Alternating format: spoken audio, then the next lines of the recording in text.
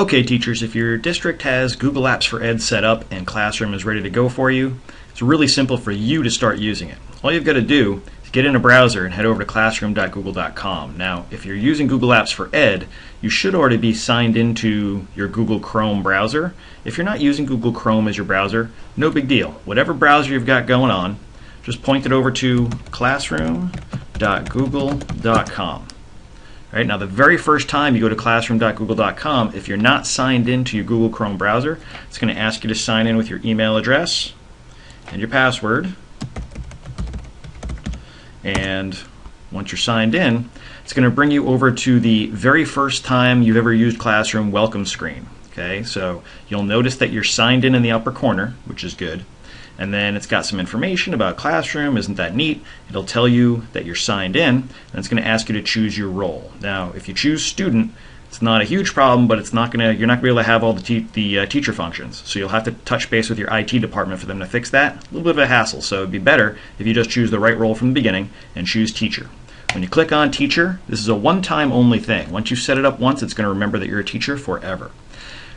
The very first time that you're heading into Classroom and you choose your role, it's then going to set up an account for you that says welcome to Classroom, and you'll be ready to rock and roll. And you're going to actually be able to create your first class right away. Now teachers, you have two options you can do. You can join a class that already exists if there's one out there. You have a code to join it, you're ready to go. Now that's what students do. Teachers, you can create a class. When you click on create a class, it's going to ask you to name that class.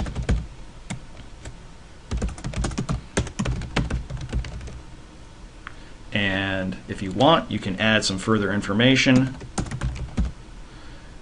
and click create. And it's going to take a second to create that class. And once it does, you're going to be ready to go, and it's going to start you out with a little mini tutorial on how to use Classroom, including new things they've added because they're adding features on a pretty regular basis. And the default screen has the purple trim and the purple spheres float in the background. If you want, you can change the class theme to something else. This is going to show up, the color that you choose is going to show up as part of the banding here, and it's also going to show up in your list of classes over here. So when you have multiple classes, you'll be able to see the multiple colors for each.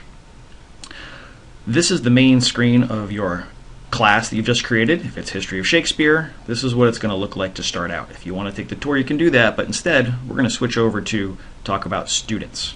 Now there's two ways for students to be added to your class.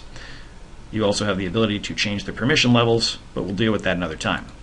If you want students to join the class, you can just tell them to go to classroom.google.com and put in the code that Google Classroom has generated for your particular class. And when the students put in that code, it'll automatically add them to the roster, and it'll start to show up automatically in your class. Or if you want to just choose the students yourself, which is a little more labor intensive, but it's not a big deal, you can go looking in your contact list for any students whose name match. And I'm going to add a couple of these, but I'm not going to add all of them, and I'll show you why in a second. When I invite those students, it's going to add them to my roster here, and I'll have the ability to email them. They'll have the ability to see what's posted in the classroom. Now, on the student side, they're going to see an email that has a link for them to follow, and if they follow the link, it's going to bring them right into Classroom. They can also just go to classroom.google.com, and they're going to be asked to choose their role, whether they're a student or a teacher, the first time. And as long as they're a student and they're signed in the right account, they can click student. And if they've already been added to a class, it's going to automatically show the classes they've been added to. This student's been added to 2 different classes. They automatically show up, and they get to decide if they want to join or decline. Joining is as simple as clicking join if somebody has already added them, and then they get a tour too. The other option is that if they have not been added to the class and they head over to Classroom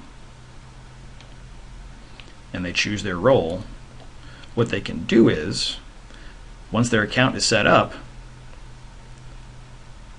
they have the ability to join a class by entering the join code. So if you were to give them the code, which shows up on your student screen, also is off to the side of the stream, the class code. You can just put this right up on a projector, put it on a whiteboard, tell the students to sign in. It is case sensitive, so they've got to make sure that they put in the right code. But once they put the code in, they can join, and that class is going to show up, and they're going to be part of that class now. And if I come back over to the teacher's class, I'm going to see that that student that just joined has been added to my roster. So it's really simple to set up and get going with Classroom. We'll talk about how to share items through Classroom in a little bit. Before we go over to sharing items through Classroom, I want to point out a couple of quick things. First, it's really simple to make a shortcut to Classroom. I suggest that you go to the Home area by clicking the triple lines and then clicking Home. That shows you a list of all the classes you've got currently going on. And it would be a good idea to bookmark the page so that now you've got a one-click way to get back to Classroom. Now, the other thing you should know about Classroom is, because it's used to share files, if you head over to your Google Drive, drive.google.com, you're going to notice that in the My Drive area, you're going to have a new folder called Classroom. And in that Classroom folder will be a set of folders, one for every class you create. Inside of each of those, you're going to end up with a list of folders for every assignment that you give to your students. Now, since there are no assignments right now, there are no folders in here, but eventually that's going to fill up with information. So be aware that it does make some changes to your drive, and that it's actually going to make it real easy to create a folder hierarchy and to eventually share items with your students.